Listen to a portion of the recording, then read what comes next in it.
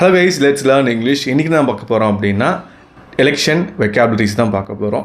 First வந்து பார்த்தீங்கன்னா hours ட்ரேடிங்னா ஒன்றும் இல்லை. எம்எல்ஏஸ் வந்து பார்த்தீங்கன்னா விலை போகிறது. ஸோ ஃபார் எக்ஸாம்பிள் மற்ற கட்சியிலேருந்து இந்த கட்சிக்கு வர்றது, இந்த கட்சியிலேருந்து அந்த கட்சி வர்றது, சீட்டுக்காக மெஜாரிட்டிக்காக நம்ம ட்ரேட் பண்ணுவாங்க. ஸோ அதுக்கு பேர் ஹார்ஸ் ட்ரேடிங் சொல்லுவோம். நெக்ஸ்ட் வந்து பார்த்தீங்கன்னா ஹங் அசம்பிளி.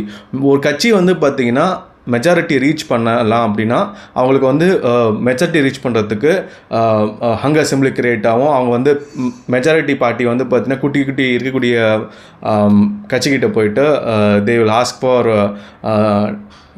அலைன்ஸ் கிரியேட் பண்ணுறதோ இல்லை குட்டி பார்ட்டிஸ் வந்து பெரிய கட்சியோட அலைன்ஸ் கிரியேட் பண்ணுறது தான் ஹங் அசம்பிளி கிரியேட் ஆகும். சரியா, தொங்கும் சட்டசபைன்னு சொல்லுவோம்.